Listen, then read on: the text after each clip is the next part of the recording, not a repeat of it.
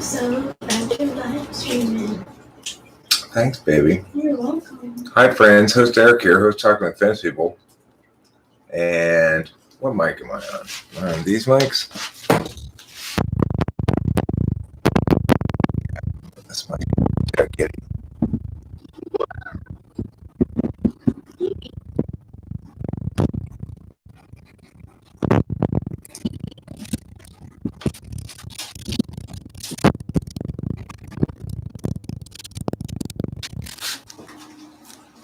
Get the meow. Sorry, I should have done this before I started, obviously. But that's just how it goes with me and failing and failure and all that sort of stuff. My constant companion. Hey, look, it's my old friend Failure. I can I be your constant companion? Yes, you're my other constant companion. It's not just failure. That's good. I feel like it's a good balance, right? Yeah, it's a good balance. So, I do want to talk about how soon everything will change. But before I talk about that, I want to answer a couple questions. I got an email. They're kind of interesting questions to me, anyway. Gay. Why do you say that? You mean gaff? No, it's not gaff. You'll like these questions. They're fine.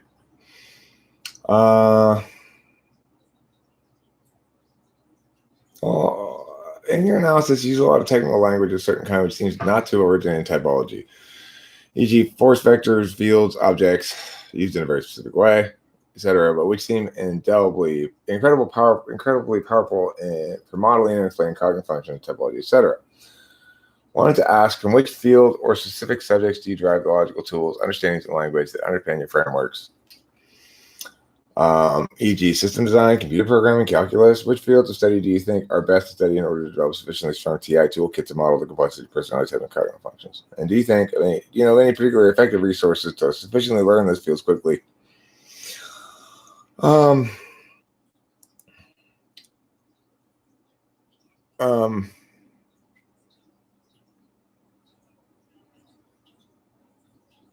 So I'll get to that in a second, too. I'll get to what I mean by that in a second. The answer to the first question those questions basically is like, where do you get all this stuff? Like, why do you take this approach and not some other approach? Well, the answer is, it's because where does that take that approach and not some other approach is because I'm a debate coach. And so basically, in my work as a debate coach, I've learned sort of the taxonomy or modeling of argumentation, but I've also learned how other things justify themselves and what kinds of justifications withstand scrutiny in certain contexts. And certainly I understand that things that are modeled need to be modeled in accordance with some model of modeling, basically. The internet provides us a good example of why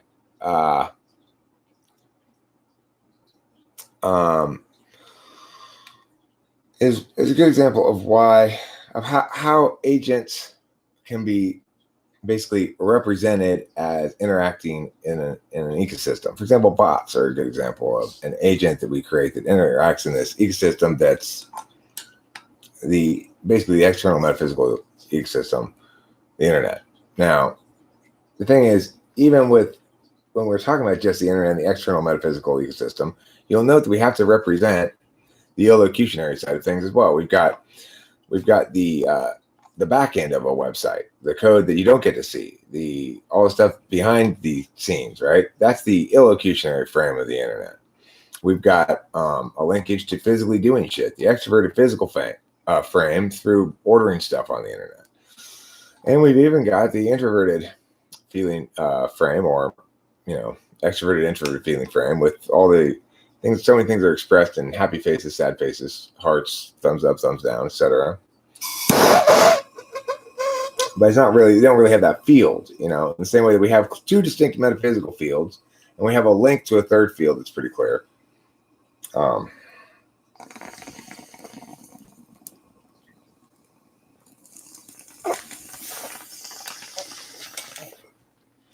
The link to the subjective epistemology functions obviously is always going to be through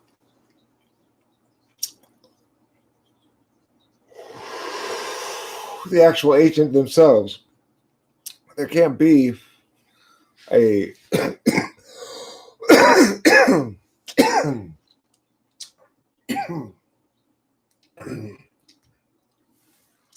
subjective epistemology frame that doesn't take place within an individual.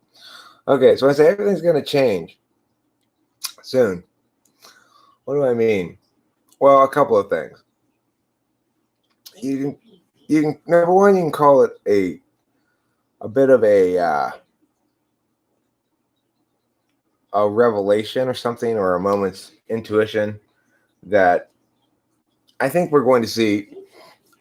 It seems as though this status quo has persisted for quite some time now, right?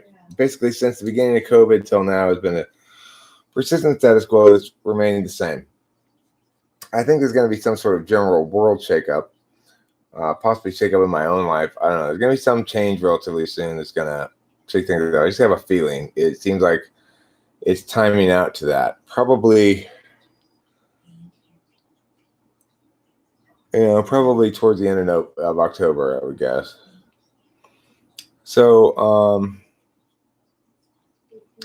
the thing is, it's not very usual for me to feel as though I have that kind of intuition. But when I was thinking about titles for the live stream, those words sort of came out of me as a possibility, and my NI immediately seized on them as that's determinate here. Is things are going to change soon.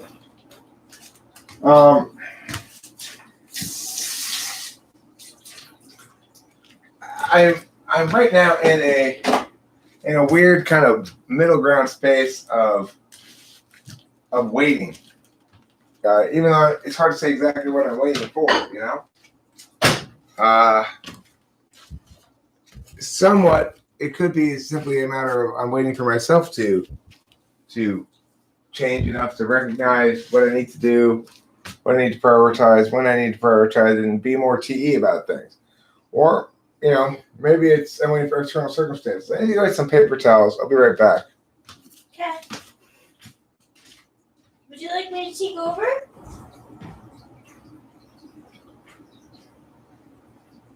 What up, guys? Me and Pee are having a love fest over here. She's wondering where Eric went. He's coming. Oh, yes, he is, Kitty Passion Reader. Yes, he is. Mommy love the PNP. Yes, we do. Who is it? Is it going to be Daddy? But I mean, Yes, Daddy's back. but Yes, I mean in another way as well. That's equally as important, which is what I've seen in my own life and other people's lives, etc., is periods of stasis and periods of change. Equilibriums, they then get disrupted. Prior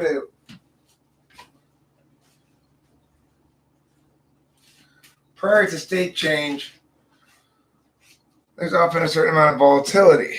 So what I'm saying, what's interesting here is I'm not really seeing that volatility right now in my own life, except I see it in my spirit in some way, in my soul, that I'm getting increasingly frustrated with myself for lacking a clear enough vision and path that I actually follow through on, or just lacking the follow through or whatever, that, I'm going to have to manifest reality differently before too long. It's like I don't have any choice in it after a while, because the discomfort of being ontologically inadequate to my self-concept is too powerful to withstand. Rachel and I were watching BoJack Horseman today. We watched a lot of BoJack Horseman. yeah. And I got to tell you, there's something that's neat about about receiving a lot of information like that is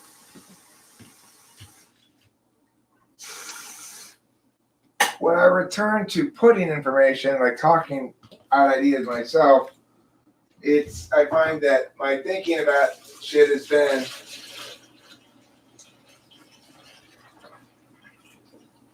informed by things I've been watching, you know? So anyway,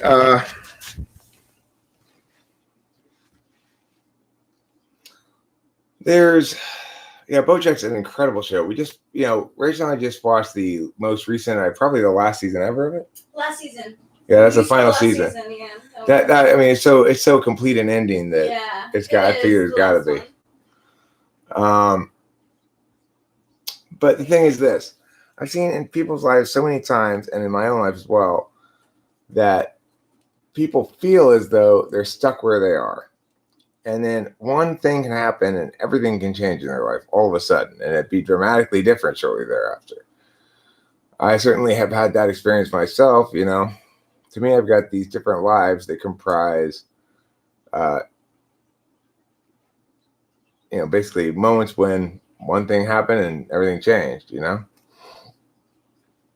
View from Halfway Down episode was insane.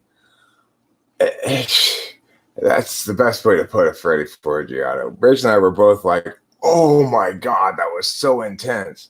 The poem is so intense. Was that poem written for that show or did it pre-exist it? It sounds so archetypal that it must have pre-existed it. I want to know. I don't know. I honestly have no idea. I don't think it was. You don't like BoJack? He isn't a fun character to me. I don't see a purpose of his nihilism. I don't think he's nihilistic. Not by the end of the show. No, not by the end of the show. That's the thing. Like, that's it. It's like Mad Men in that I tell people to stick with it. Like, the beginning, the first episode's so different from the end, don't you think? I mean, I've just started watching it from the beginning. So basically, I jumped in at the last season, having watched like one or two random episodes before. Or not even maybe even a whole episode, but just sort of like a bit of it on TV. Maybe I'm not sure. I know I've seen it before, but I don't remember exactly the context. On, Cartoon Network. So or you must have had Netflix at some time for a little bit because you saw the movie that we had last night. That was a Netflix film. So yeah, Sergi, I did delete all. I tried to delete every video I have that has minors in it, just to be safe. I know I have like spite monkeys hate monkeys, and they're looking for anything they can attack, and that might be a weak point. So, it also means I don't have to ever worry about getting the occasional email saying, can you take that thing down? Yeah, which I do get periodically. So. That doesn't happen too often. Email Anthrax is like Rick Sanchez's brand of nihilism. I can relate to him as a character. Well, let me tell you something, Email Anthrax. Here's a scary fact. There's only one type that an INFJ is really going to be fooled by, and they're going to be fooled by this person if this person believes what they're saying enough, which is to say they can be fooled by ENTPs. And Rick is an ENTP fooling you more emailed Anthrax because it's likable. Same thing in reverse though. Who can fool and potentially sort of out intuit ENTPs? INFJs. So it's like if you don't get a good relationship there, it can potentially do a lot of damage to each other. What about your typing session of that ESTP Slayer? Wasn't he a minor? Didn't think about that. I mean, I didn't really think about that because I know what if it's a minor now, I make sure the video is not monetized and I mean obviously if they want me to take it down, take it down. It just I guess I was thinking about like. Yeah, I mean, this is the thing. The older high school kids, 16, 17, 18, I'm a little less worried about it. It's the middle schoolers, fifth graders and stuff. Those ones that although not that, I mean, there's never anything at all wrong with any of my videos. Note this. I want to stress this in no uncertain terms. There's nothing remotely questionable about any of my videos. Any of my videos with kids in them are educational, some are typological. And they're, it's like I'm as above board a character in that regard as you could possibly get. I am above reproach. So there's nothing wrong with any of those videos, but I just don't want to be vulnerable to hate monkeys trying to turn something, So that's the long answer. Did you want something? No, I want coffee, which I'm making right now. Great. Um, I see your problem. Here you go, PNP. I'll go to 2. And If I wanted to talk to someone with solid technical knowledge of your typology that could answer FE, DOM, NI tool related questions, who might that be? thank you. I love you too. I mean, I don't know. It depends what kind of. Go ahead and ask questions to me. I'll try to answer them. And I know, like, there are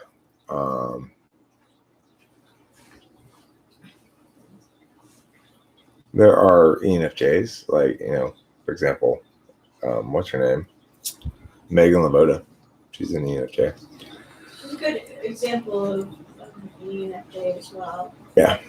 You could talk to Zandy. I don't know if either of them have a lot of technical knowledge or whatever, but that CPT guy, he's popular as hell. I've noticed he's taken off. Kind of makes me jealous. But, that's what you get, Eric, for being a slacker and doing this shit. You have nobody but yourself to blame or nobody but yourself to be jealous about.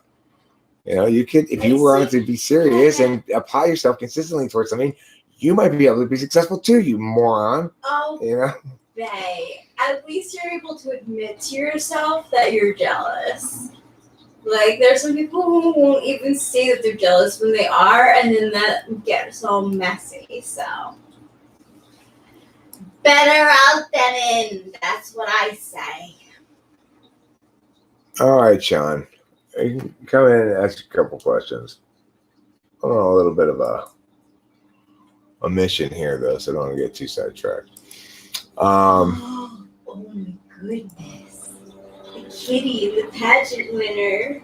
Oh. Okay. Let's spit it out. There's this cello player, and he hasn't played for however, right? And I'm under the impression that when I'm watching him and his kind of gal pal that's there singing with him, they're in this 2-minute video. It's actually revolting and it's nuts, and it's extremely fake. And I know that that's going to be FE, very subtle, and also like the NI thing. But my brother, who I believe to be ENFP as well, he had this reaction to it where he's watching it and it's like a subliminal message. Like, he just doesn't want to finish watching it. So he's like, oh, this is making me happy, so I just want to go kiss my wife. Like, he has to fail. Like, he can't even watch this 2-minute video.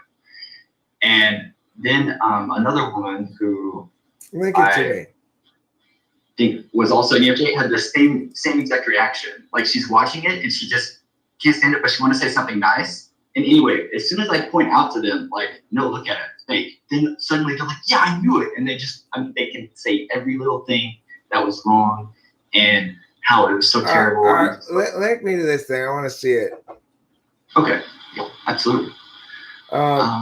Okay, so let me say here to Cameron, thank you for the information there. It says you two must like me right at the moment because it's the first time in a month that it showed you that I'm live. Okay, well, Mrs. Mom said there are a lot of very good content out there with good content creators. They just do not entertain as you do. Host Eric is dry content. Your one problem really is how people can find you. I don't really think that's the truth, Mrs. Mom. I think my problem is I know. I watched YouTube all night last night, but what did I watch? I watched videos that were called things like 7 most creepiest videos on the internet. You know, I watched that shit all night long, all fucking night long. So much. Huge thank you. And in case it wasn't clear, like I'm still like asking. I'm not like telling her anything like that. Like I'm just really curious if I may have found a thing that's kind of interesting that makes sense to me. Okay, so is this a video? Yeah, it's a 2-minute video. Okay. And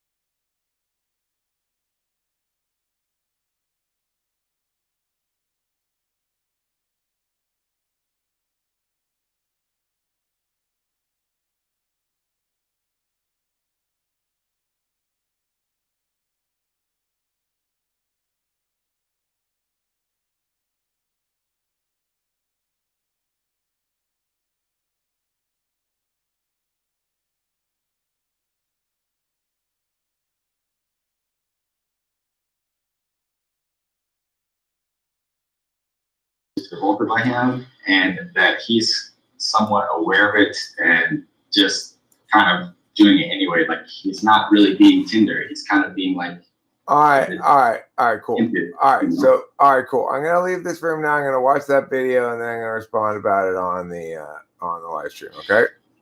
All right. Thanks for considering that. I can. No problem. I put the link here in the live chat for everybody to check out too. All right. Let's see what this thing sounds like or looks like. I think I can. Well, yeah, I'll turn off the mic here so I don't get any copyright stuff.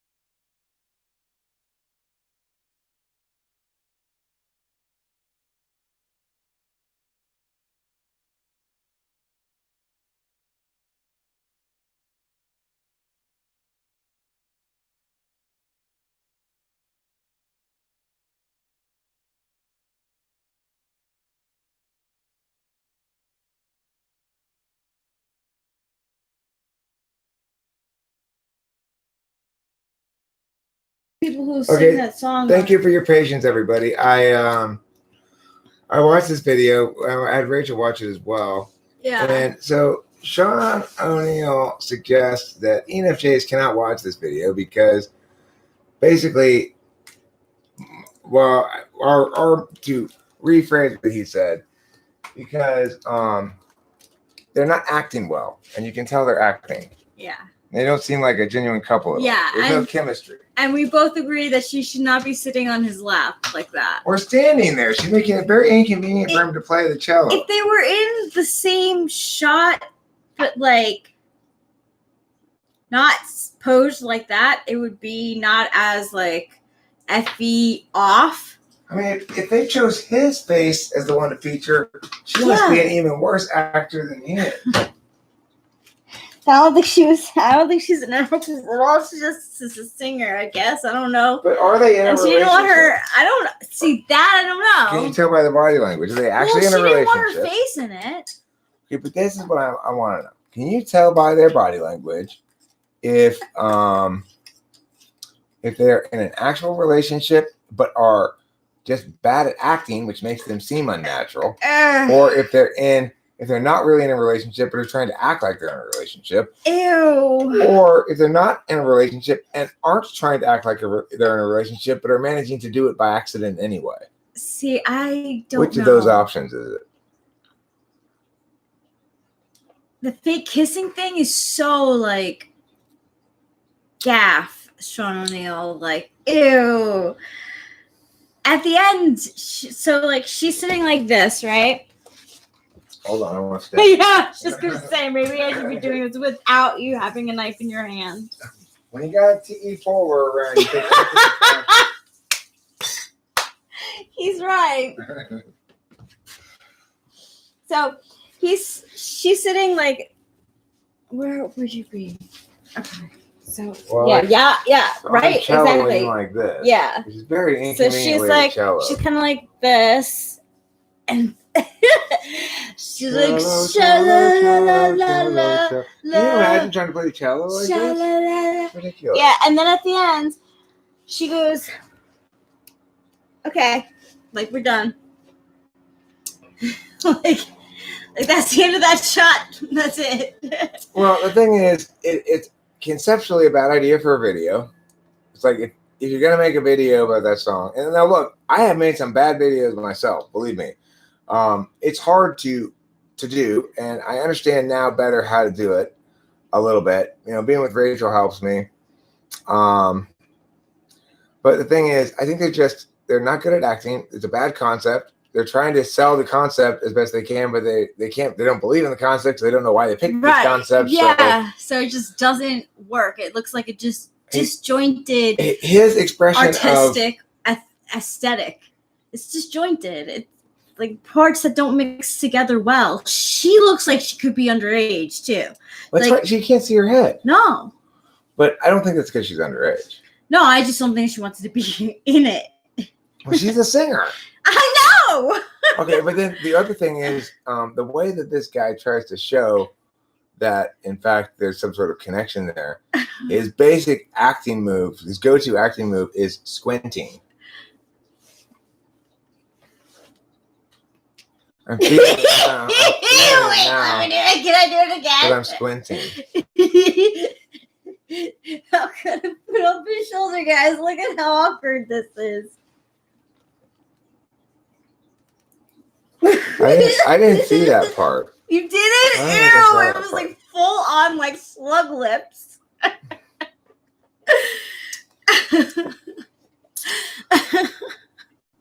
Like you get the feeling like they might be brother and sister and just really, really tone deaf in their art making, you know? They could be. They could be. That's so weird. So the part acting. Yeah, I remember that episode. That's funny. Why is everything going to change? Well, because every period of equilibrium in the world, and they do seem to sort of go together. It's like it is the case sometimes that somebody will be like, things are going great for me right now, and I'm feeling great, and for other people it'll be like, oh, things are not feeling great for me right now. But that's sort of a period usually of state change, and then sort of society settles into an equilibrium where there's a lot of the general expression of self expressing as meow, right? What I'm saying is any given equilibrium sustains for a period of time and then enters into a period of state change and then enters into a new equilibrium. This equilibrium is getting heavy. It's persisted for quite some time. It's sort of thinning out without collapsing because nobody's really addressing the narratives meaningfully. Everyone's just sort of moving forward as though, yep, all that COVID stuff was a good idea, right? Yeah. Everything's framing it that way, like, you know, these articles about being third leading cause of death in the United States this year. So why did we do all that shit then? Nobody's asking that question. Well, if we hadn't done all that, should have been twice as much. Really? Is that the case? Because what I've heard actually is that it's 10 to 26 times more people are infected than you already say. So, you know, did we really prevent that many infections? Can we really conclude that? Are you jumping to conclusions here about a lot of things and basing shit on a lot of false assumptions? Yeah. I'm really wondering right now if Kitty is staring at trouble from the other side of the door. They really do look. He does look at her longingly, like, I want to be in you. But she's like, no, I am your supervisor, okay? Who you scrub? Why we got ghetto Jeez. birds hovering over us? I'm thinking because of the fires. They're way up there. Oh. The fires are way worse now, but for us, they're way better. Which is to say, the winds have picked up. So we're no longer just sitting in this sunken doldrums of smoke hell that we were in for quite some time. Yeah. Smoky, humid hell. Yeah. And now we shifted into a period of time where it's quite pleasant around here. Yeah, it is. The fires are still going strong over the mountains. You can see them. I saw them just when I got money. I had to go to the weed store a little while ago. Maybe something happened at the mall. Some places are open till like 8 o'clock. That's possible. It could be that periodically, you know, people who are running from the cops will run into this neighborhood and try to hide in bushes and stuff. Yeah. Because it is kind of a less well-lit neighborhood, more places to hide than a lot of places around. Yeah, and there's a lot of windy roads too, which also makes it difficult. And like you said, shrubbery and yeah. So these fires are part of the, I think, you know, the COVID fires, everything's happened this year has been nuts. But it's all part of sort of a pre-quake, which is to say, you know, instead of aftershocks, pre-shock, that's manifesting almost in the physical world because the pressure continues to build in the metaphysical world. And something's gonna snap or something's gonna change. So does the future president have any plans for dealing with global warming? So my first thing to say about global warming is let's set the record straight on everything. Here is what the general consensus should be. Yes, it's anthropogenic, and it's been anthropogenic for a long time. So as soon as human beings started farming, we began warming the atmosphere. This prevented the so-called little ice age from being a big ice age. So this is how long we've been warming the climate. And the point is, it's not just about carbon emissions from our cars and stuff like that and everything. It's about human endeavor in general. The key thing to remember is this. There came a point in time when society faced a challenge. And their challenge was they had poop and pee that was overwhelming them because they had cities that were growing up bigger than the capacity to handle all that human waste could handle. So, you know, what happened is some places became awful cesspools, which is to say, they became like medieval Dark Ages Europe, where people just threw their their chamber pots out the window onto the street below, and you hope you weren't walking underneath of them. And some places became sensible in their dealing with human waste. In other words, some cities had sewers. For example, my dad recalls being in Japan when they still had open sewer pits in the city. That's an early advancement over chamber pots being poured out into the street, but obviously not as good as a covered sewer. Wow. So the point is this. At no point in history was it a good idea to say, I know how we'll solve this problem. We will get people to poop and pee less. That was never a good idea. That was not a solution. And similarly with global warming, our solution is not going to lie in getting people to make less carbon.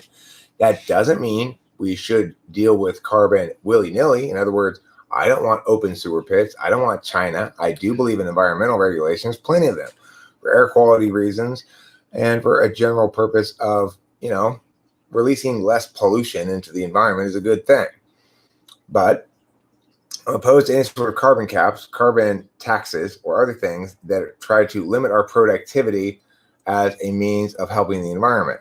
Remember, to the extent the United States is less productive in meeting the need of a market for mia, then another country, developing world country, will meet that need more dirty, in a more dirty fashion.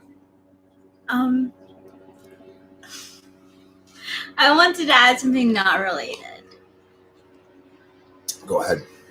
So I started watching. I'm really into the Ghibli studio, the one that made My Neighbor Totoro, and what's the other one? The witch girl. Kiki's Delivery Service. Kiki's Delivery Service. Like, I'm like really into the art and the story. Yeah, Ghibli. Go ahead. And I'm watching Whisper of the Heart right now, and the couple is bonded together by a cat, and I think that's pretty cool. So, because we have a cat, so I just had to put that in there. I started watching it; it's really cute. I like it a lot. I so identify with the female character in it. Okay, so I would like to now finish the position on global warming because I got through the precursor part, and now I'm going to get to the policy part, which is the policies regarding what we ought to do about global warming, therefore, are to the extent that it's possible, we should subsidize, if we're going to subsidize anything, it would be alternate means of carbon sequestration, things like iron seeding, sea otters. That was kind of silly, but other kinds of sequestering of carbon is a good idea. But remember, also, it's like how much carbon has been emitted by these forest fires? Way more than ever gets emitted normally in LA County in that period of time. That amount of carbon is going to enter the atmosphere as well. It's like there's a lot of natural carbon processes here. Thing to remember, of course, is when you get too much carbon into the atmosphere, then you have some sort of winter. Like when a meteor hits, you get asteroid hits, you get asteroid winter or nuclear winter. Nuclear winter is the idea that you've kicked up so much dirt and ash and stuff into the atmosphere that it blocks out the sun sufficiently to cool down the earth substantially. Note that in the former instance, the problem is too much carbon, right? And we've got global warming. But what causes ice age? Too much carbon. Same thing. So probably it's not a linear slope. So, Winston's mom, I think that crystal balls are really fucking cool. Like, I have goals to maybe get one day. Not right anytime soon though. And what stones would you like me to bring out? We can bring you have your choice, your pick of the litter. The stones that I brought from New York, the ones that you bought me that are small, or the ones that you got us that were the raw stones. So let me know which ones you want me to bring out, and we can go through them so you can choose. I want to get a stone in right now and bring it in here. But before I do that, there's something else I wanted to address that somebody said. Somebody said "yeah," and I wanted to address it. Winston's mom, do you like Sex in the City by chance? It has a great INTJ. Oh, female right, this character. one. Are INFP and INFJ ideal sexual partners since they have each other's sexually valued function in their dominant slot? So, okay, Jerry Pendleburton asked a good question. So, I've said in a video in the past that people want to have their sixth slot function in during sex, and I don't know if I still think that's true or not. Probably, I guess I do. Oh, thank you, Jerry. You put it again. Thank you for doing that. Even though in this instance, your thing was an interesting enough question that you didn't even need to. I remembered it unbelievably. So, okay. I guess potentially, but Yeah, you're so Miranda's the best. The Carrie and Miranda relationship is the real heart of the story. Yeah, Carrie's an ENFP for sure. She's totally an ENFP.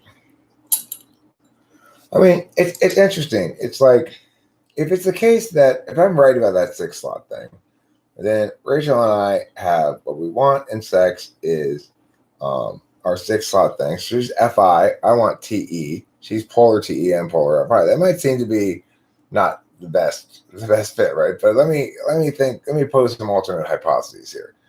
So even if it's the case that I'm right about the six slot function thing, it would seem to me then successfully mated INFJs and ENTPs have figured out to have the TE and FI on the same axis, so to speak. In other words, that whatever TE I want is serving to attain the end of the FI she wants, and or the FI she favors is driving my TE in some sense. So It's true. but it's more subtle than that, because of course there's TE in a sense of just attempting to solve a problem, and then there's TE in the frame of treating people as purposes towards an end. I will watch Princess Mononoke. There's a lot of them. I really am a big fan. I was raised like a Charlotte, just like Charlotte, but Samantha is my shadow femme fatale archetype. I can never be so promiscuous, but it's fun to consider. I like Carrie's my favorite. She'll always be my favorite. This is Garnet. Sorry. I would suggest by that logic, though, that ISFP would be a better choice than INFP if you're just talking about sexual compatibility. The difference being because the INFJ, I think, also appreciates having the SE to some extent taken out of their hands, maybe, or maybe not. I'm not sure. I've never been attracted to an FI type. Rachel, listen, baby, I want to tell you something.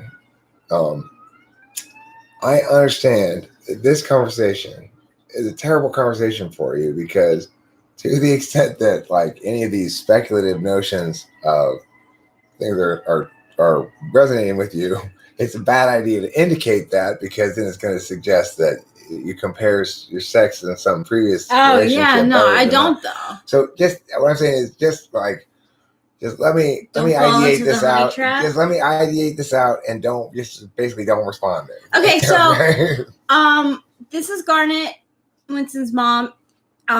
It's red. It's a deep red, and you could get this is tumbled. If you get it raw, it's really beautiful. It comes with like flashes of pink. You're gonna want one that like has flashes of pink in it. Freddie says, barely relevant, but I knew an INFP, INFJ in a 5-year long bad relationship that became best friends after they broke up. best friends. I mean, can you really become best friends with somebody after you break up? It's like, now this is my best friend and we don't have Doesn't sex. work. I used to think that. Can I talk about that? Please, yeah, talk about I it. used to think that I could be friends with my ex after we broke up because we started out as friends. But the truth was that we both had to move on from each other and not talk to each other, and because it wasn't working. I knew that if I didn't let him go in a metaphysical sense, and like in a physical sense, in the sense that I wouldn't call him or text him, I was like, if I like do this release, then I can make room for the people that I want in my life. And exactly that's what happened. So Jerry Pendleton, I think you'll get tired of that pretty quickly. He says here, I just want a cute INFP girl to love and give head pats to. The thing is, that's a fine aspiration. You won't get tired of that if they don't expect that. In other words, if they're not like criticizing you for failing to meet expectations. The problem with FI is complainy. I mean, and changeable. and unfair and unpredictable and All right. kind of scary. He has mentioned that before in streams that he's made for years and years. Okay, so this one is Tumbled Carnelian. This is really a nice one.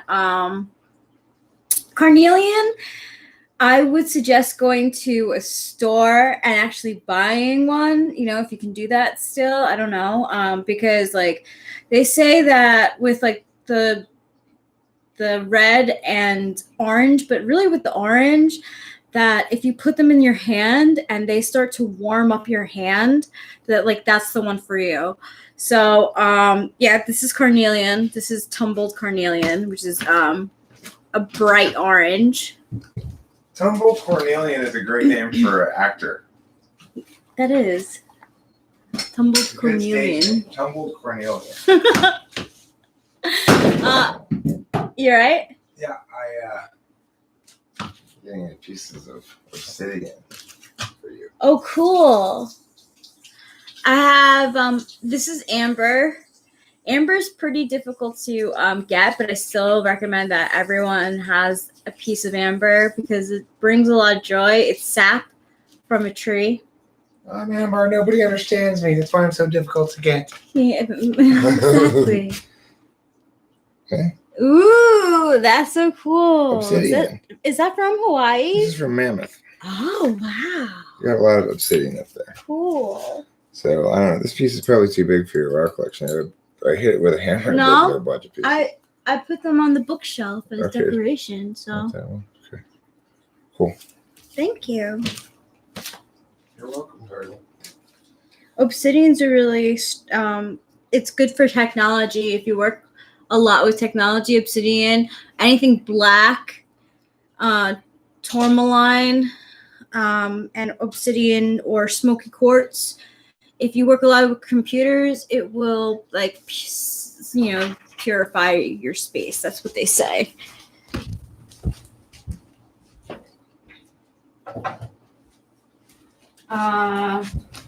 Your space is impure. Yes. When your space is impure, Roy. purify with real full-grown obsidian. This one is green fluorite. I think this is a fun one. This is one of the first ones that I ever bought for myself, and it has like little crystalline rainbows in it. Very pretty. You can get fluorite in a lot of colors, and it's another like cleansing one. Roy G. Biv blue. This is aquamarine. This is for like calm and peace and harmony. I think it represents Libra too. Aquamarine comes in blue and green. So,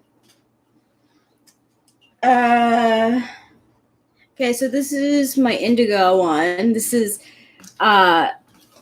This is one of my favorites because amethyst a lot of times, because it's quartz, it'll be out in the sun, and if it's in the sun for a long time, it loses its color, just like rose quartz can.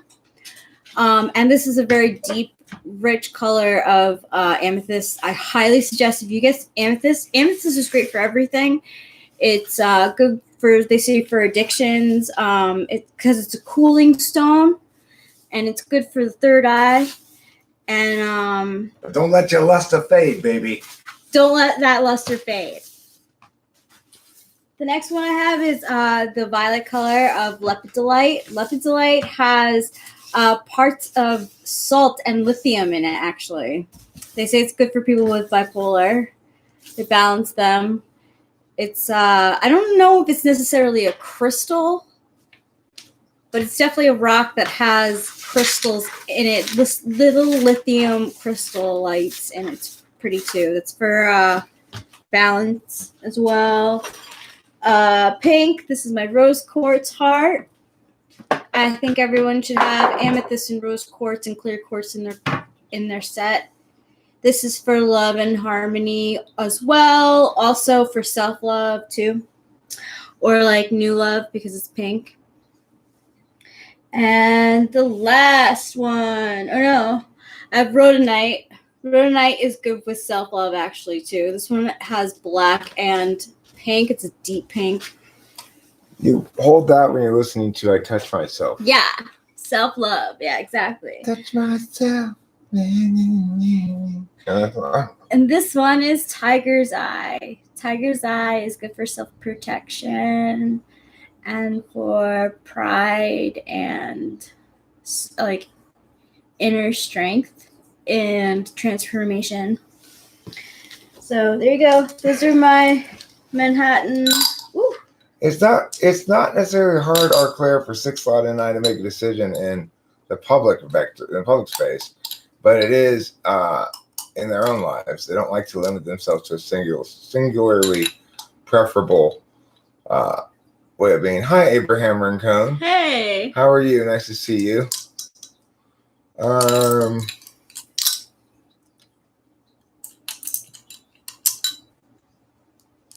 If TE is more countervalued in ENTP than ESTP because of its physical function, is TI more resisted in ESTP than ENTP? I don't think it's necessarily. Well, put it this way: ESTPs are less interested in ideating things out. In other words, they're fine. They want to come to a fairly quick logical conclusion about something without a lot of other extraneous shit. So in that sense, they're more valuing of NI, and that naturally sort of runs afoul a little bit more of TI than NE does. NE naturally fits in with TI because it's about conditionality. It's about possibilities. So I would say yes, basically, is the short answer to that. I wouldn't say resisted. It's it's more interested in an NI frame, but kind of, yes. Here's Tibia Silva.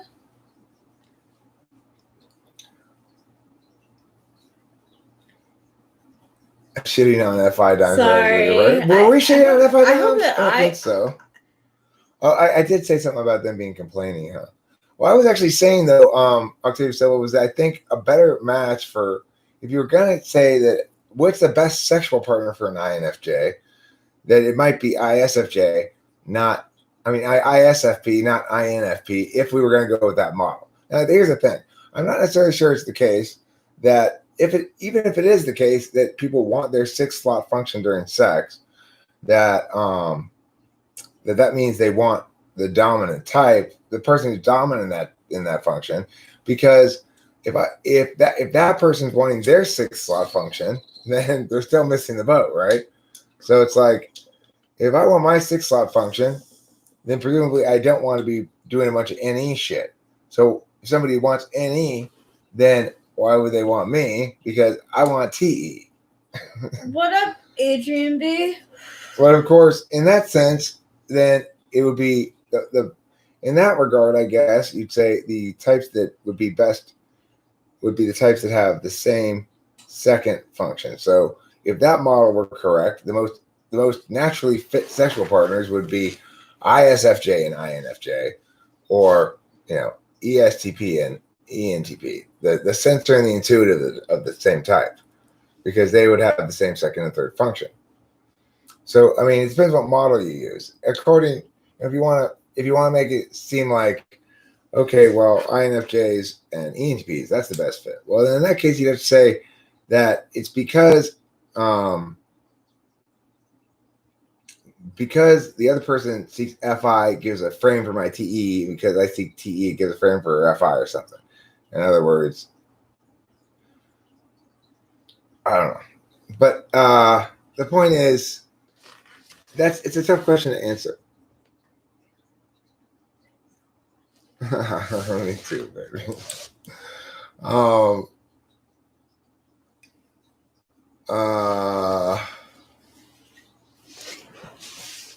lot of stuff I gotta catch up with. Aquamarine, such a redundant term, right? Water and then water. Good point, baby.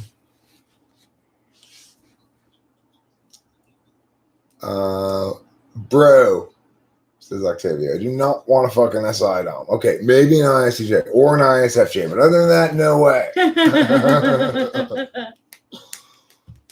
Ooh la la, indeed, Jerry Pendleburton. Ooh la la. Let's see here. Tiger Eye looks cool. Yeah, it is pretty cool. It like has this like iridescence to it a little bit. There's also Cat's Eye too, which is really pretty. The prettiest that I've seen is Cat's Eye in a blue color. It's really, really pretty. Have you ever heard of Moldavite? Many speculate it has life-changing properties. It's meteorite. I love the use of the word speculate with things that are intended to be modifiers to it. You know what I Many like speculate? You mean it's not just speculation. A lot of people make this speculation. You know what's interesting is that like all of this stuff, like when I was a kid, like we would learn like science class, and it's stuff that you would buy at like a planetarium or like something like that. Like now, like you can buy it like everywhere. What, Moldavite? Yeah, like all these gemstones and stuff. Like I feel like it's like very popular, and you could get it very easily nowadays. Like even when I got into it in 2015, like there weren't really like many places like I had to go into a store to like buy my like gemstones. Now like Amazon has it, and like Etsy and all these like Instagram, you can like get a lot. Like it's crazy. Like something that used to be like a little hobby for people has just like turned into like a lifestyle. Oh, well, I mean, that's when, that's the ease of buying things on the internet, I guess. Yeah. This is really interesting because the current consensus among Earth scientists is that moldavites were formed about 14.7 million years ago during the impact of a giant meteorite in the present-day Nordlinger Reese crater. Splattered the material that was melted by the impact cooled, while they were actually airborne and most fell in Bohemia. Currently, moldavites have been found in an area that includes southern Bohemia, western Moravia, the Cheb Basin, Lusatia, and Waldviertel. Isotope analysis of samples of moldavites have shown a beryllium-10 isotope composition similar to the composition of Australian tektites and Ivory Coast tektites.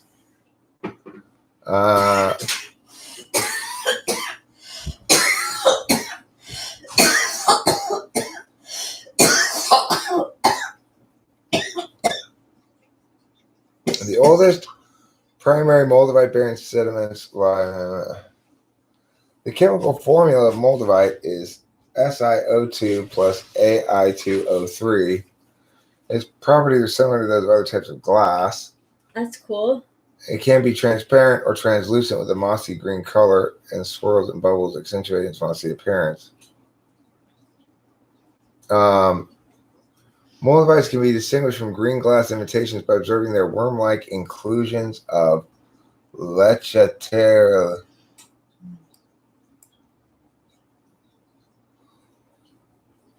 Leciterolite is a mineraloid that does not have a crystal structure. Although it's not a true mineral, it's often classified in the quartz group. And it happens when, by very high temperature, melting of quartz sand during a lightning strike. The result is an irregular branching, often foamy, hollow tube of silica glass called a fulgurite. Huh. What interesting stuff. Yeah, really.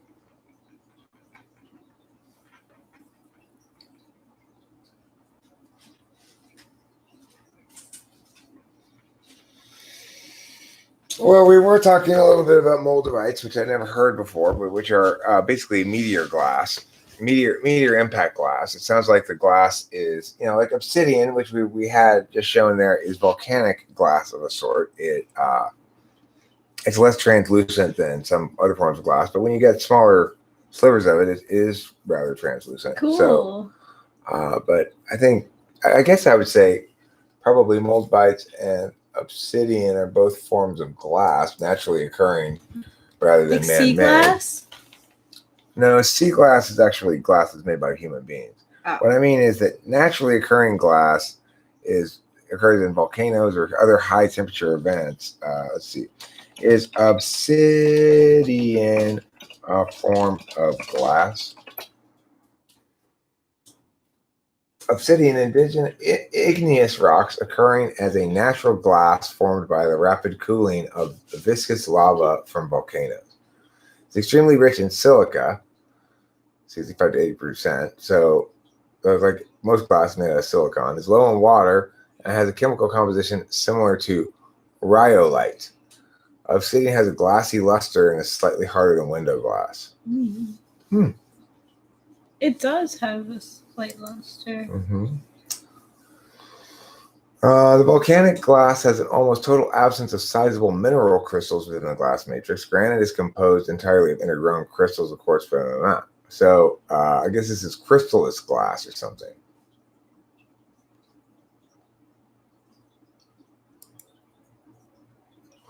Black tourmaline, known to be very protective and energy clearing. Put one anywhere near the front door of your house. Many people pop one in a pot plant or above the door for anything being potted. Obsidian and hematite are also used in this way, as they're known for their protective qualities. Good to know. Yeah. Okay, now back to here.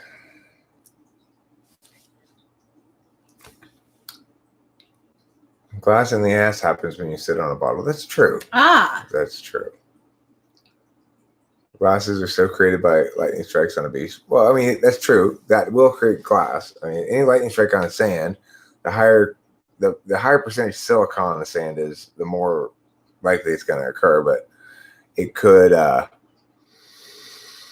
create some sort of glass. That's all it really is super high temperature silicon. Who's lost? Who got a loss? Eric, tell Rachel I was into a guy named Spencer Pratt. He sold me amethyst crystal to help keep my girlfriend. So, anywho, she sleep with my friend and dumped me. Why? That crystal was $1,000 on sale. Spencer Pratt, as in like the guy who's on the TV show Laguna Beach, like around here. 'Cause he does live around. He's like in Malibu. Tell Rachel I was into a guy named Spencer Pratt.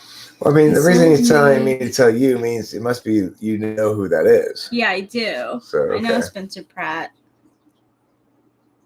So anyway, Spencer Pratt ripped you off? Is that what you're saying? That's not a surprise to me, I'm sorry to say. See, Winston's mom knows too.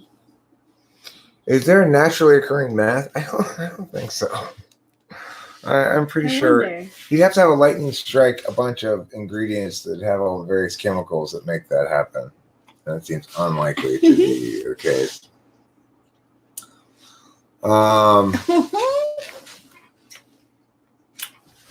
Was the beginning of COVID also state change? Yeah, for sure.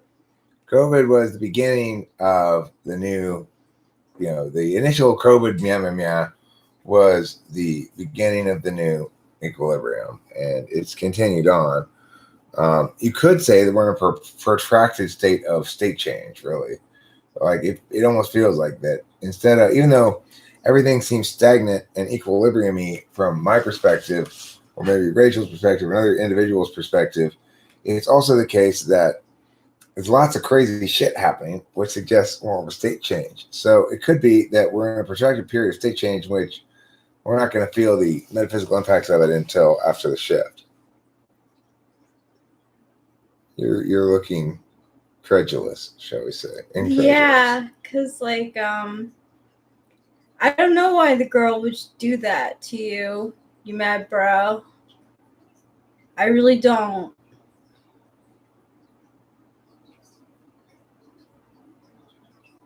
Or Spencer Pratt, for that matter. Yeah. Well, he's a known like douche. Mm-hmm. I see. But it sounds like your ex-girlfriend was a douche too, so you're better off. You're the You one don't who have to planned spend it? that money, and you don't have to worry about if she's cheating on you. The answer is yes. You're welcome. So Oliver Linehan confesses he's the one who planted the meth lab at FBI headquarters. How long would you project the shift to happen? Well, I mean, I'm saying end of October. I feel it's sort of ramping up. Like, obviously, it's easy to link together disparate events like a fire and this COVID bullshit, the hottest day of the year, and various other things to make sort of gather together an apocalyptic froth, right? And that's tempting to NI about. I don't think it's going to make it all the way there. I think end of October. I think Trump's going to win the election. I think Trump should win the election, given the fact that he's the only competent choice, the only mentally competent choice. And I don't mean politically competent, I mean mentally competent. I need to open up my hips.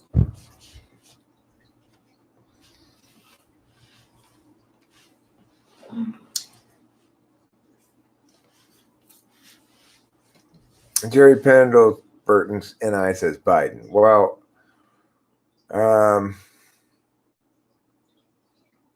We'll see.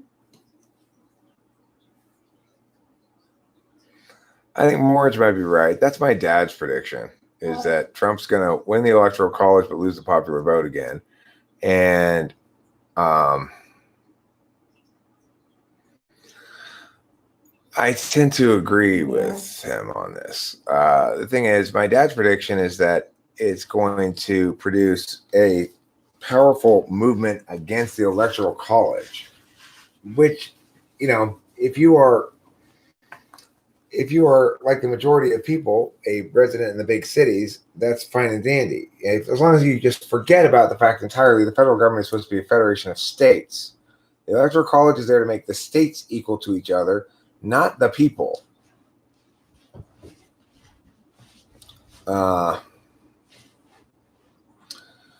So, you know, the fact that California's people are less equal in some sense than people in Wyoming, which has few population, well, we can move to Wyoming if we want to, right? Nobody's stopping us from moving to Wyoming.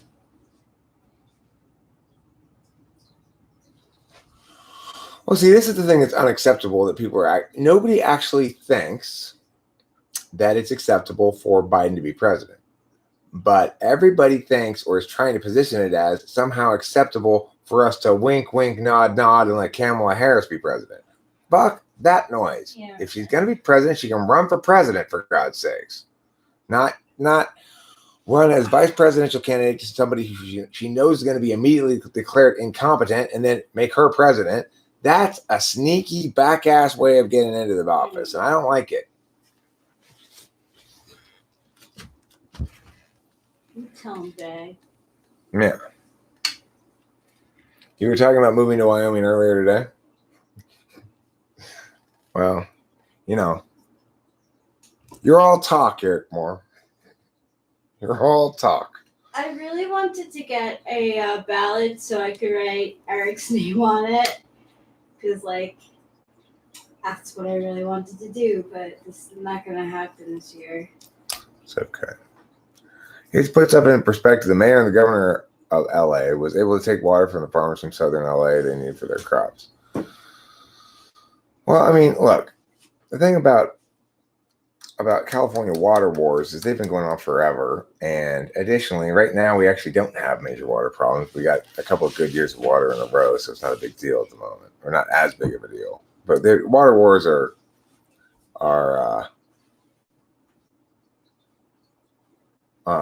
typical for California in general.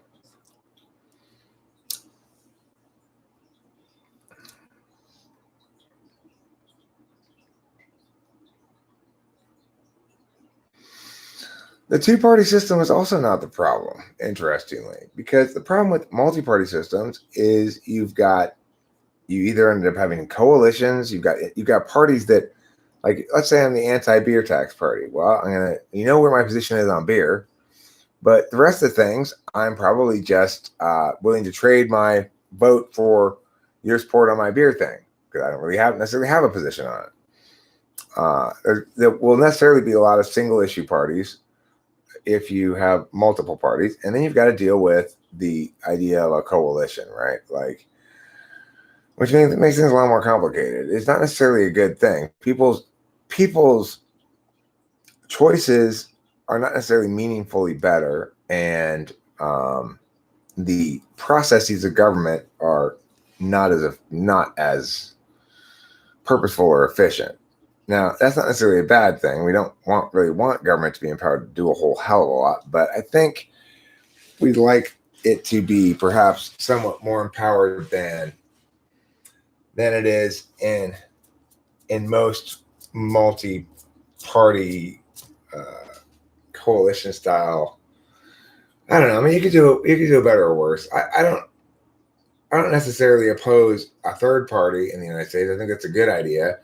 I kind of am not necessarily a big fan of the idea of having a lot of parties with a chance. 3's good. I wouldn't want 6. It makes it a mess.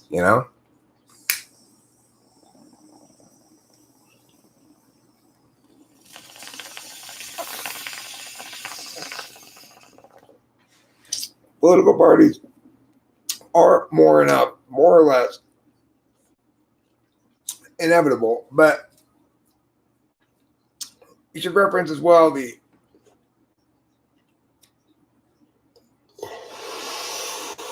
so-called era of good feelings in American political history, in which there was essentially a reduction to just one party, and everybody was more or less in agreement about everything, and everyone got along great, and there wasn't any partisanship. Google it, era of good feelings. So the thing is, it is possible for us to proceed forward with a non-contentious, largely unified front. There should always be, it should be at least 2 parties. You don't want there to just be one party because, that's not a good way to, like, you don't want any single frame to be that dominant, What do you think about Joe Rogan moderating the presidential debate? Probably do a better job than most people who've moderated them. Want to watch it if he does?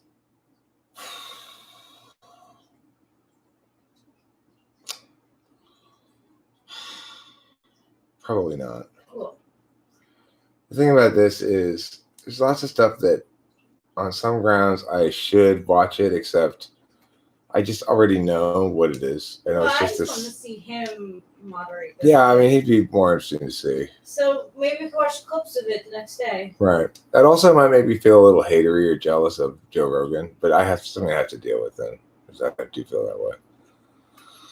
Well, it doesn't always manifest as totalitarianism. Like in Mexico for quite some time, there's a single party won every election, but they weren't going unopposed. And I wouldn't call that government of that time period totalitarian in any meaningful sense.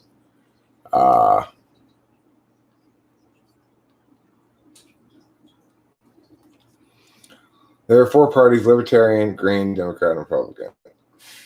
Well, see,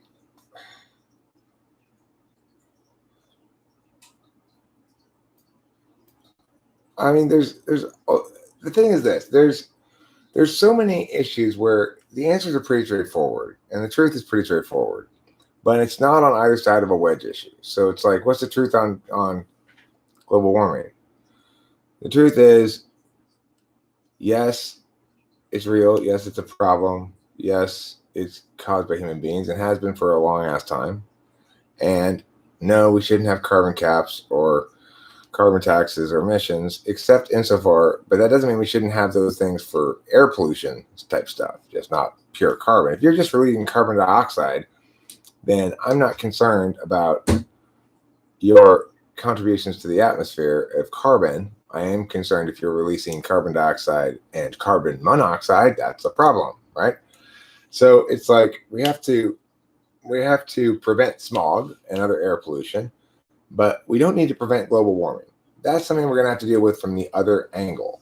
Instead of preventing us from emitting carbon, we need to solve our carbon excess problem by sequestering carbon or some other solution we haven't thought of yet called the black swan, which is going to come and solve the problem. We have to be realistic about what happens if we do, for example, unilaterally restrict carbon emissions. It's like, the thing is, this is what I'm talking about. It's pretty straightforward. Every point I'm saying is correct. Every point I'm saying is very straightforward. If we do unilaterally do it, people do. No, there are multiple ways already that are existent in taking carbon from the air. Some of them are considered not cost effective, and some of them are considered kind of gimmicky, but effective. Like, one of the most effective ways to take carbon from the air is to generate a lot of green plant activity which converts carbon dioxide into oxygen. So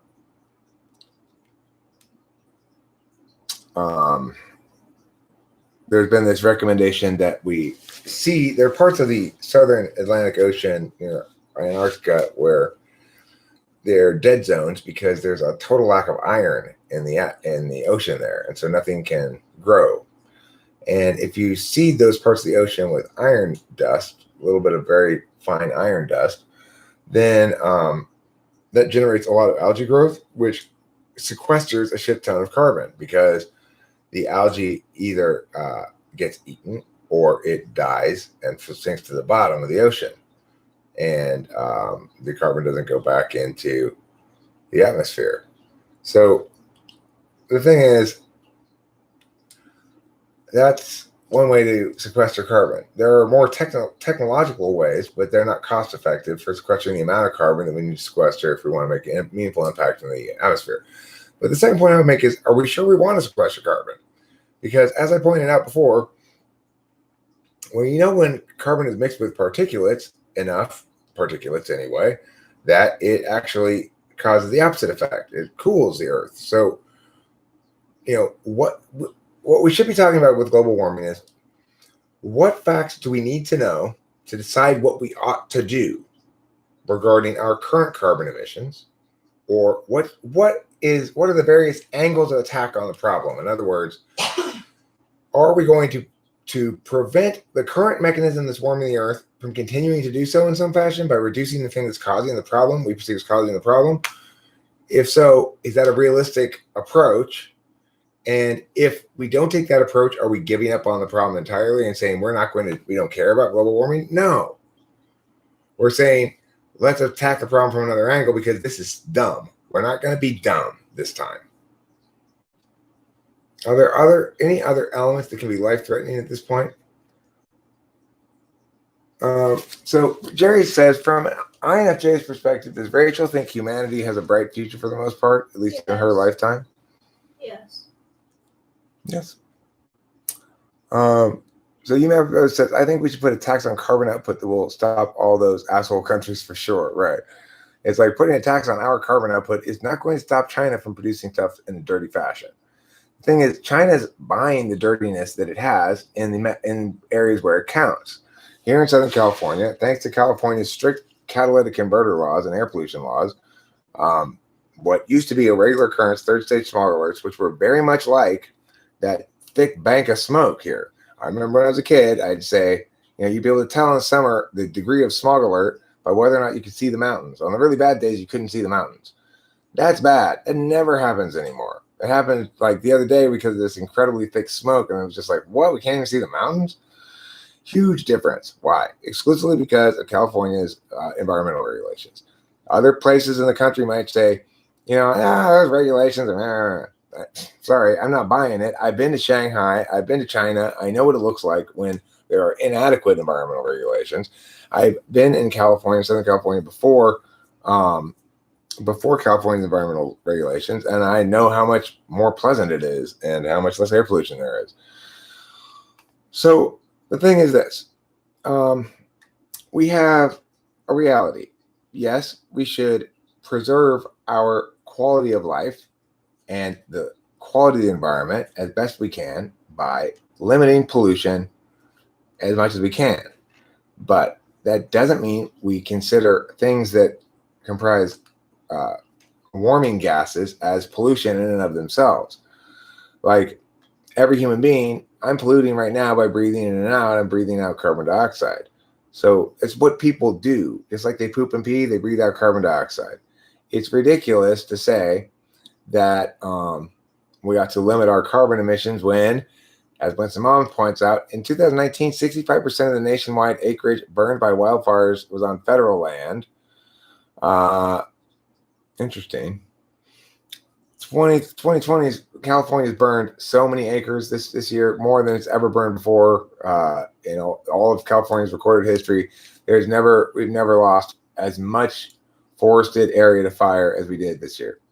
It's like it's remade the state, which is kind of shocking. It used to be the case that when I was a kid, changes to the environment were jarring to me, ontologically jarring. They ran afoul of my SI, which wanted things to remain the same and familiar and so forth.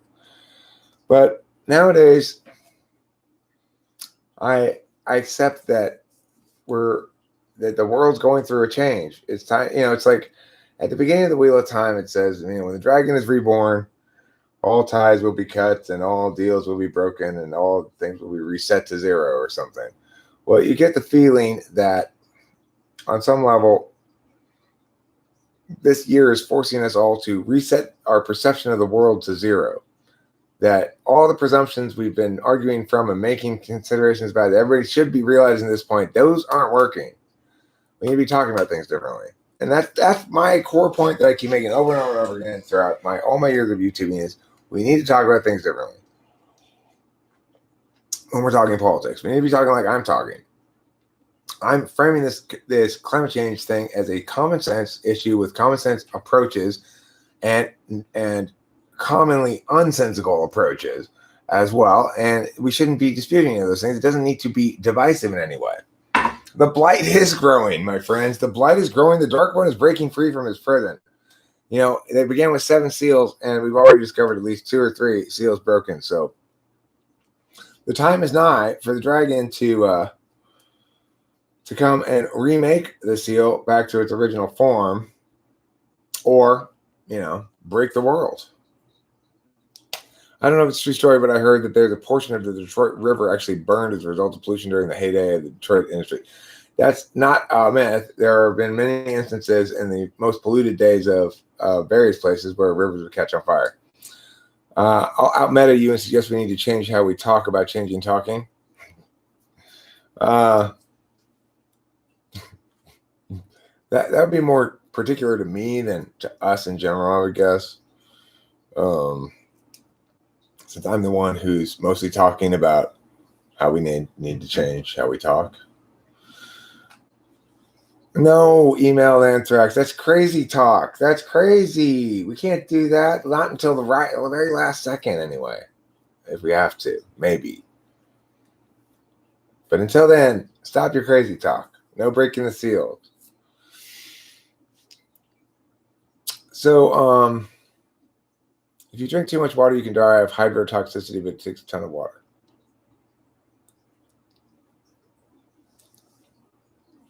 Every time you live stream in Discourse, toss a pebble into the river of consciousness. Each ripple creates a small wave. And I say more.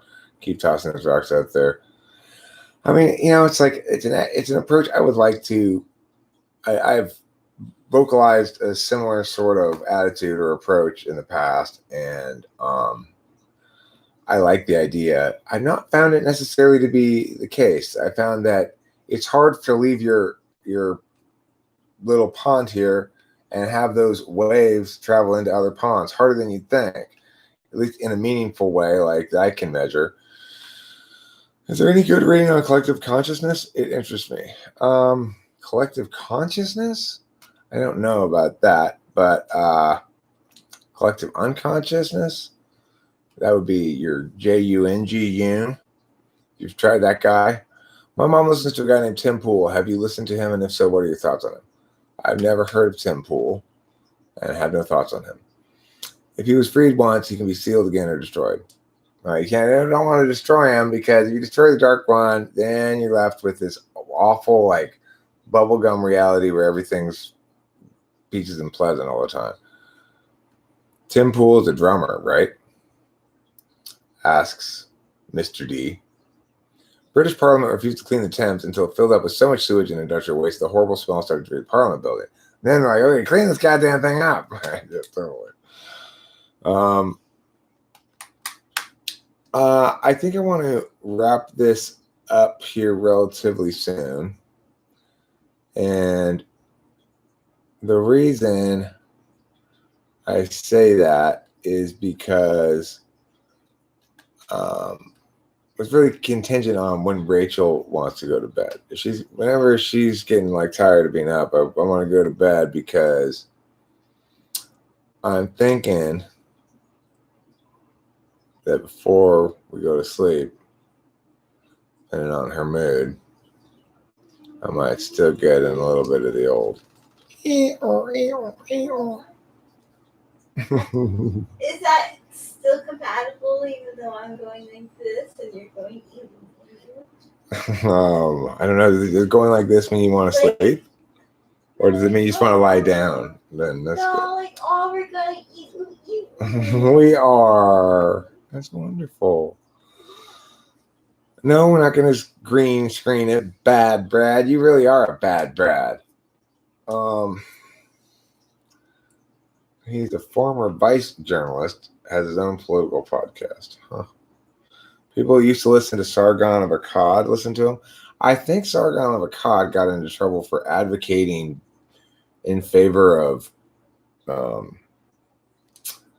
lowering the age of consent, and or arguing in favor of a pure libertarian position, which doesn't constrain the rights to enter into contracts for young people below the age of the majority. I think this is just, I don't know why I think this. I have no citation for you. I can't exactly explain why I believe this to be the case. Obviously, somebody told me at some point this. Whether it's true or not, I don't know. But that's what I heard. I heard that something like that. That was Milo? Oh, maybe I'm thinking about the wrong guy then. After I smash, come back and stream some more. I might, if I'm still awake. We'll see. This is the last day of Adderall. I'm out of pills, so I do try to kind of ride out the upness, but I also got to feel somewhat inspired, and I'll probably feel quite sleepy after I'm done with the sexual intercourse. Bed, so maybe like probably like 10:30, 10:45. I'll be like, let's go to bed. Yeah, smash and crash, right? Look, Eric Moore, it's like I could have just woken up from a full night's sleep, raring to go, just take an Adderall, and as soon as I'm done humping, it's just like I'm out. I am out like what goes out a lot. I'm out like a exit.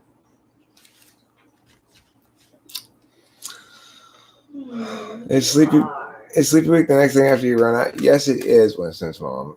Now, I have a certain inclination going into the sleeping week that I want it to be productive, by which I mean there's something kind of weird I can I can do sometimes when I run out of Adderall, which is make myself complete little tasks that don't seem to be a big thing, just because I'm content with the fact that something's going to be boring rather than expecting it to be exciting all the time. And so I'm hoping to get a fair number of little things I have in mind done while I'm on Sleepy Week, even, which includes uploading some specific videos about different things. Randomer Cam is a political commentator, songwriter, drunk. Yeah, that's my first priority, David Sanderson. No, it's still here the same time. I typically get it because it's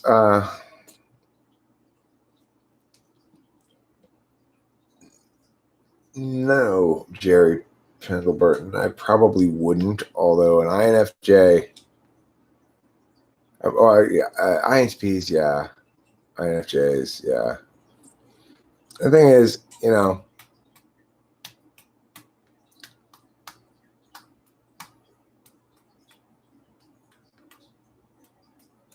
sure.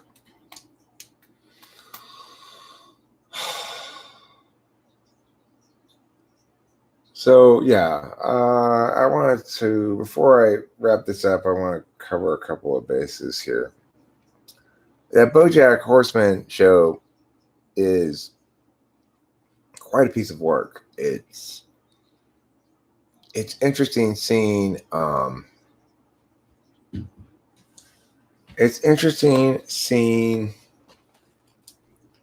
the writers kind of I don't know. I don't think they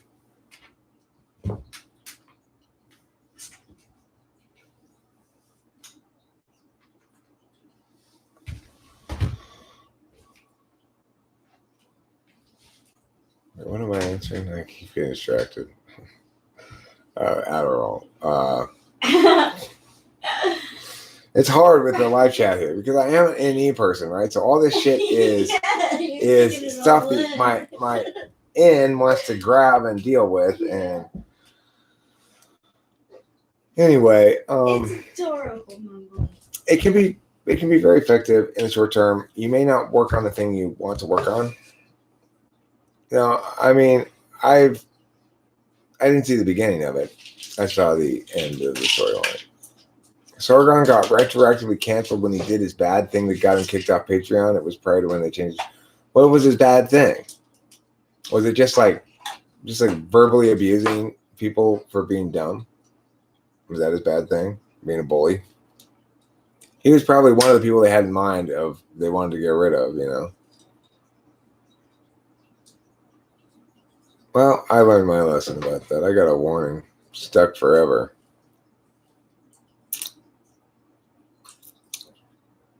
Okay, yeah, Dave Sanderson, we'll chat tomorrow.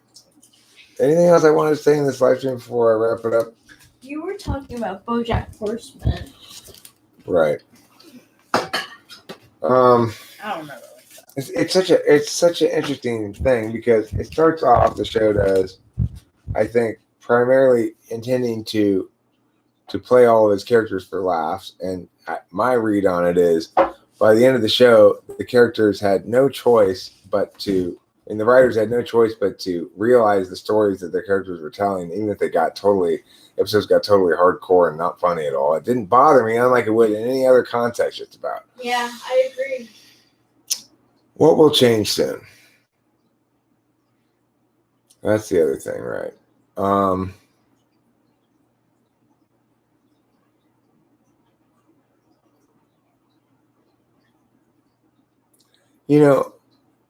I tell you this, there's a reasonableness in good media, and good media has a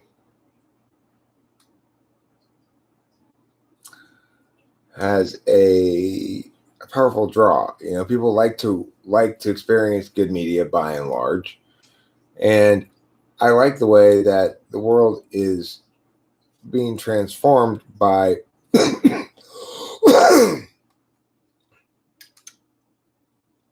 by all the narratives that are not explicit. So it's like when you're talking about the world's involvement with narratives, on the one hand, we've got sort of the news, opinion, information cycle stuff, right? That's a mess, an absolute mess. But if you look at the other end of the stuff, which is the intuitive, narrative, values, in contrast to, Lawnmower might disagree with me here, but I would say by and large, most things I watch anyway are messaged well, appropriately, in favor of the individual's fundamental human rights and need to express themselves and be realized within their own frame, which I think is correct. So it's like, I have a lot of faith that at some point the latter will break through the former. The former is this frustrated last-ditch defiance of a centralized truth angle or perspective that, it's like we've gone through this era of things being centralized out of reasonableness to things being very divisively split out of strategy to things being projected now as reasonable, as a single reasonable perspective, even when it's totally not appropriate because we missed that old frame or something, right? Well, that's in a state of change. That's not going to persist like that forever.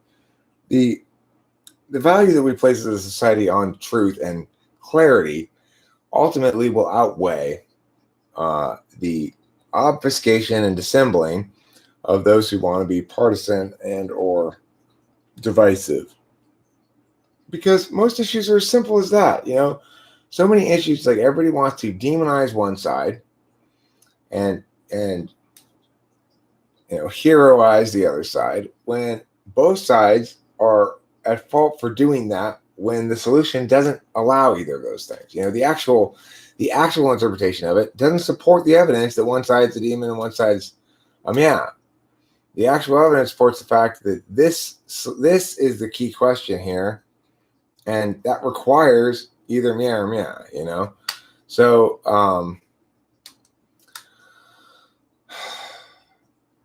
it's also like the public health nannyism stuff. Well, should we do it or not? Should we tax sugary sodas because they're bad for kids or something like that? Well, they're not necessarily bad for kids. That's one of those situations where we've incorrectly attributed to a particularist matter universalist statuses. Almost everything that we have a fundamental problem with is because of conflation of those two things. We either attribute particularist frames to things that need universalist frames, universalist frames to things that need particularist frames, or provide particularist warrants for things that require universalist warrants, or provide universalist warrants for things that require particularist warrants. So it's like that kind of shit is what causes us to have a big problem here.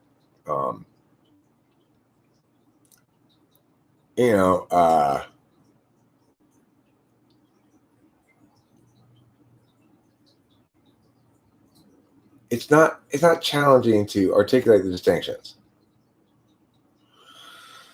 No, the same exact reality occurs now as happened when we first heard of COVID. Put the onus where it belongs on those vulnerable populations who really want to take efforts to stop themselves from getting it. Acknowledge that this is going to take some lives.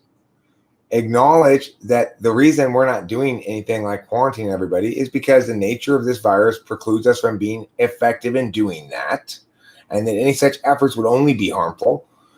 Acknowledge that when you say this is the third largest cause of death in the United States, that you have to either have meow or meow, right? You have to acknowledge that we did a shitty job of preventing it, and therefore all those big efforts we took to prevent it were wasted, like I said, or that if we hadn't done those efforts, it would have been 10 times more, except that's not really true, since we already know that 10 to 26 times more than the established number of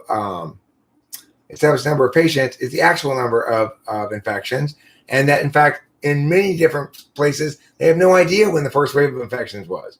For example, they expected that California's first wave of infections was back in February before any quarantine. The other thing is, what comprises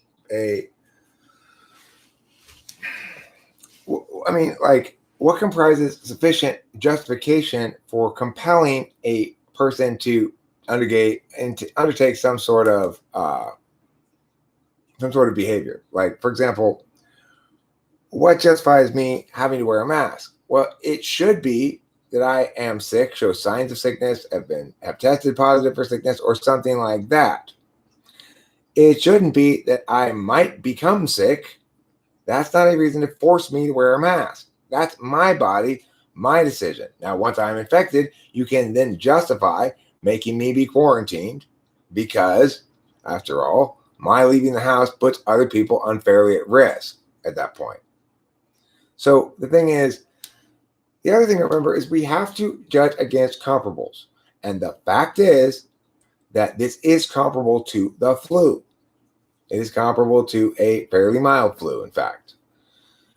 Just 5 years before the travesty of a disaster in Italy that swamped the streets with bodies, we had more flu season deaths 5 years ago from the flu than we did this year from COVID. We have to judge things honestly. And we have to judge the results honestly, too. Like, okay, well, obviously all these efforts either didn't work or prevented a bunch of deaths, presumably, but you have to establish that those deaths were actually prevented, that those infections were actually prevented. I mean, that those infections would meaningfully lead to deaths. As a risk, remember also, there needs to be a justification that is sustained. The justification at the beginning of this affirmation was that we have to do this because the fatality risk is so high at 4%. Now that it's 0.4 to 0.1% or something like that,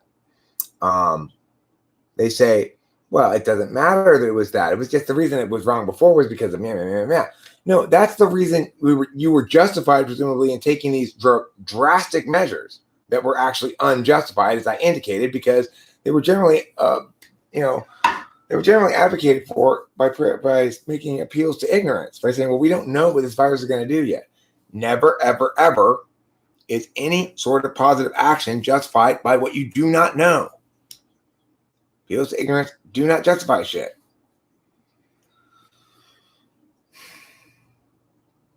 I mean, I'm talking about in public policy as a general thing. It's like, it's true that if I know, for example, that I'm going to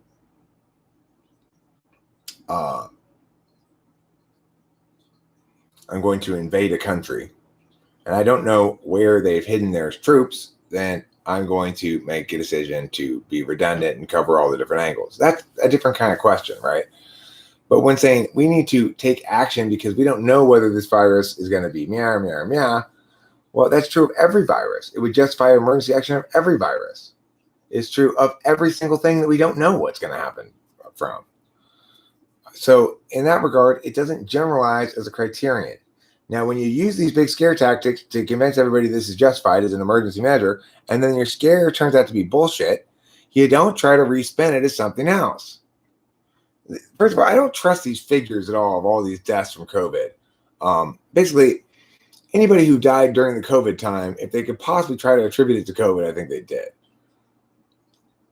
If China gained power to threaten the USA, how would you respond? What does it mean, power to threaten the USA?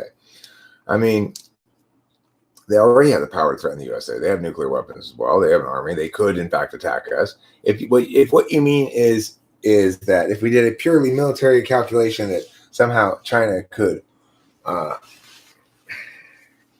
effectively defeat the United States, well, I mean, the thing is, you got to recall that the post-nuclear age is one that's changed the landscape of warfare.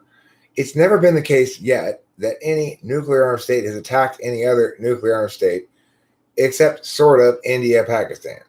Now, they've never really attacked each other, but I mean, well, they sort of have. But the thing is, it's like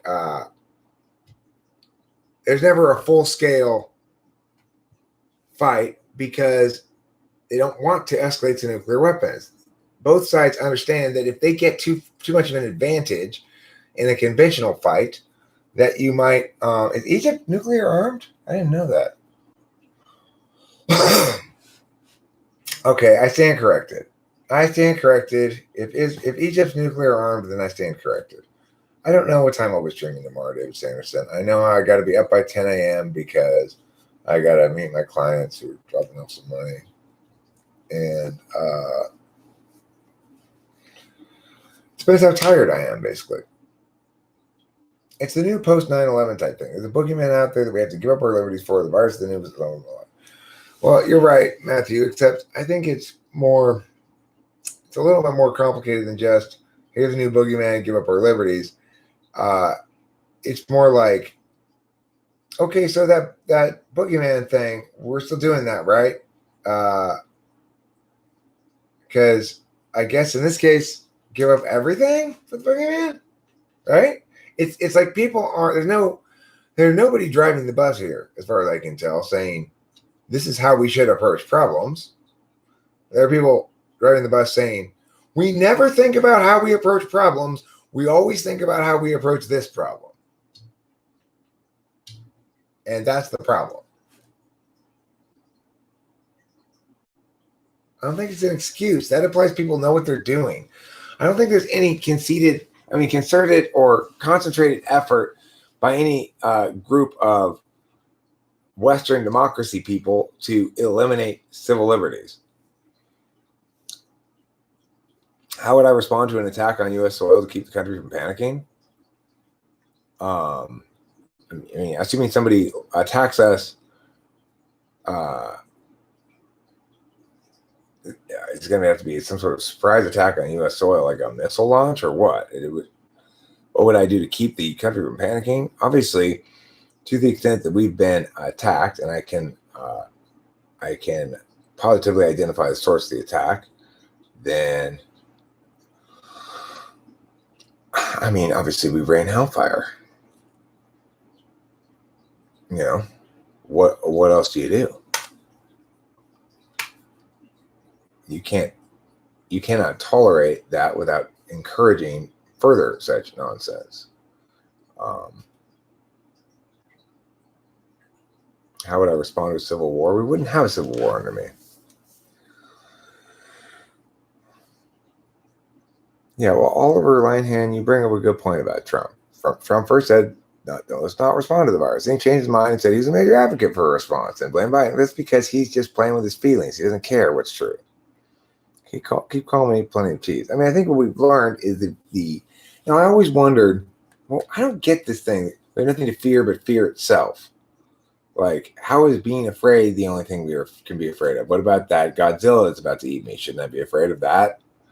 But you really get the sense of what he meant. Franklin Delano wrote about when he said, we have nothing to fear but fear itself, because that's what COVID is proof of, right? In this instance, we had nothing to fear except fear itself, which justifies the destruction of a civil society and all the habits of democracy for an incredible length of time. If you think about the amount of time this has gone on. What would I do to stimulate the economy? I don't have a plan for stimulating the economy. It sort of, the sense in which the government ought to be active in doing that sort of thing is up for debate. But the extent to which the government can afford to be handing out thousands of dollars to every citizen, as it's already done in this COVID shit, is limited, right? There's not infinite amount of dollars. There's a finite amount of income streams and a certain amount of defined appropriation streams going out, and responsibilities and interest to pay and various things like that. So, we have to be somewhat realistic about incurring national debt. It's currently at 21 trillion, and that's substantially more than the entire gross domestic product of the United States for a year. So it's like, if you made, it's like, okay, so let's say you made $60,000 a year. The equivalent would be that you are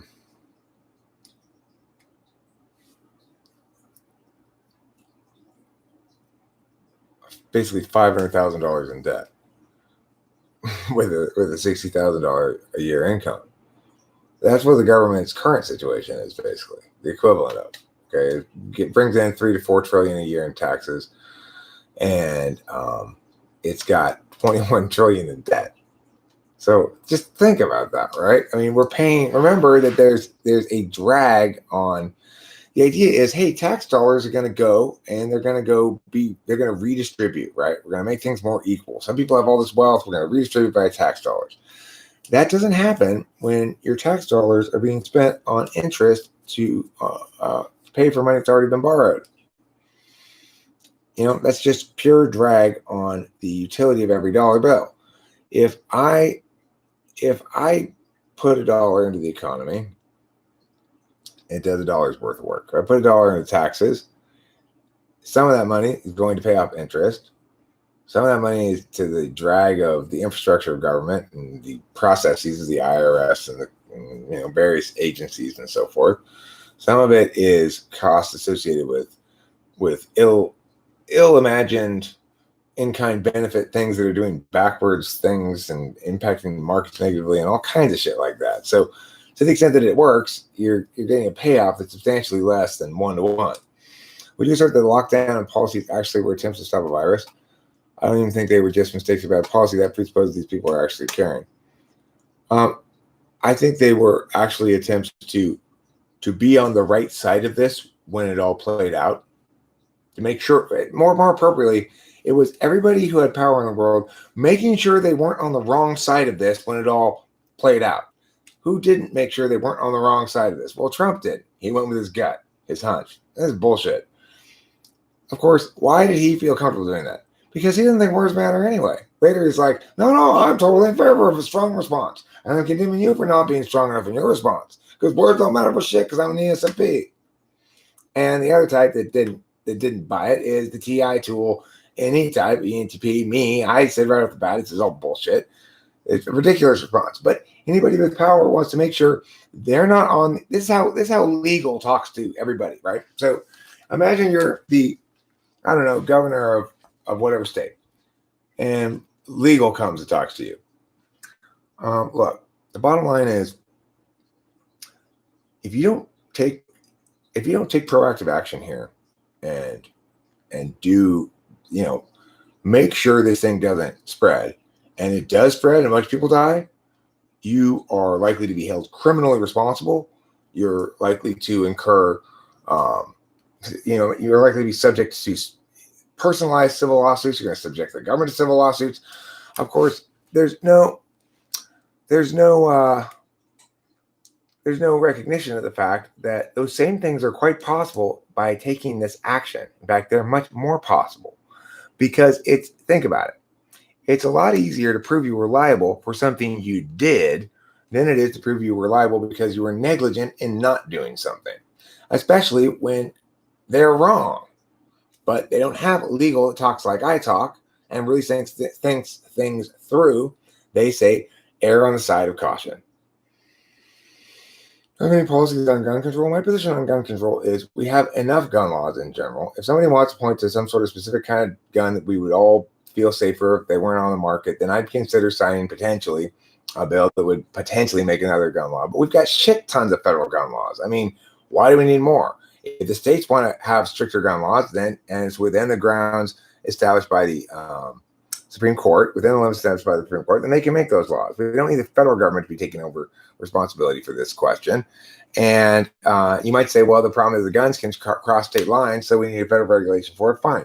If you're convinced that you can point to a specific thing, that if we stop this one thing, it's going to have a meaningful, specific, concrete impact on gun violence, then fine, I'd be happy to sign it. I don't think you can meet that criterion, because if gun laws were so effective, then why haven't all the shit tons of gun laws we already have prevented all this gun violence that purportedly we need gun laws to stop?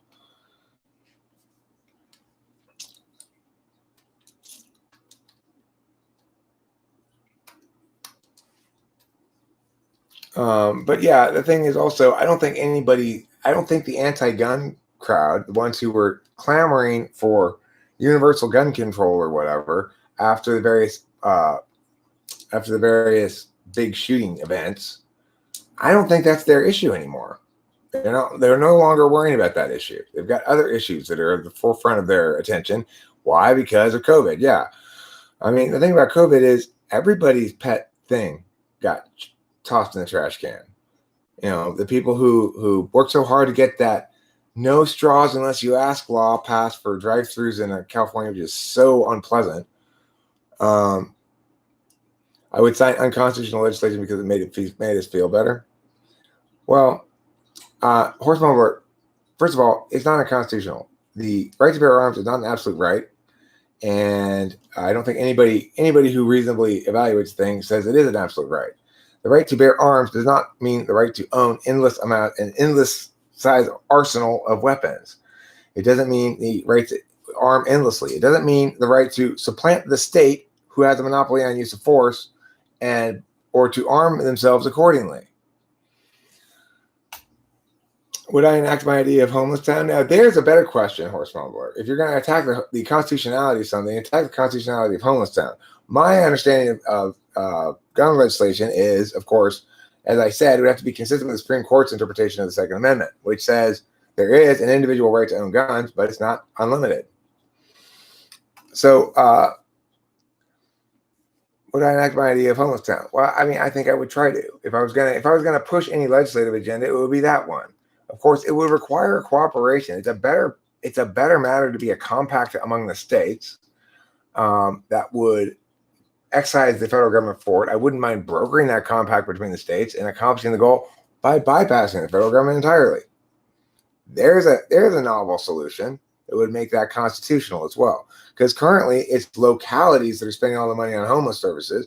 If we want to actually redirect those funds, we're going to need to have some sort of compact with the localities.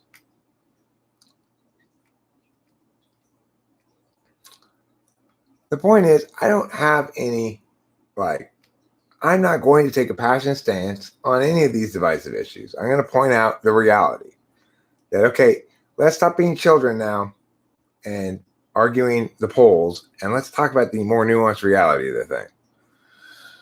So I agree with Horse Mumbler's basic principle that I should not, or the implied principle, he just asks a question, but the implied principle thereunder, which is to say that I ought not knowingly subvert the Constitution by signing unconstitutional legislation. After all, I will have sworn an oath to uphold the Constitution. The answer to that is no, I won't knowingly sign unconstitutional legislation. To put it bluntly, no, I will not knowingly sign unconstitutional legislation. Asterisk.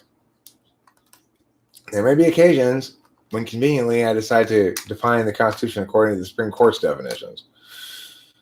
And you might say, well, then you're just being arbitrary, Eric, and you sort of be right. But I will make my best effort to bypass the need to sign unconstitutional legislation by presenting, for example, alternative approaches such as mediating or, brokering a compact between the states on the issue of homeless town. The thing is, there's already so many public health monies going to things. I could just pass a law saying, redirect those existing things to this one location. That wouldn't be adding any more unconstitutionality or taking any unconstitutionality away. It would just be making it work better it's like making something unconstitutional work better without changing its fundamental constitutionality status is something I'd consider doing. You know what I'm saying? So it's a good, fair enough point, and that's my answer to it.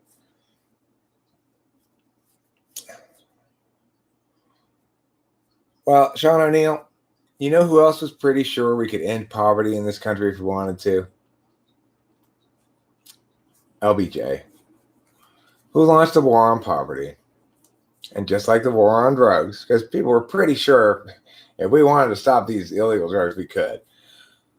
Unfortunately, if we look at the stats, after trillions of dollars spent on the war on poverty, same exact poverty stats. After trillions of dollars spent on the war on drugs, same exact war drug stats. So no, we can't. We have to acknowledge that. We can't centrally control everything in the world. There are statuses that we cannot centrally control. I mean, it is ridiculous paying to get an Adderall script filled. I agree with you.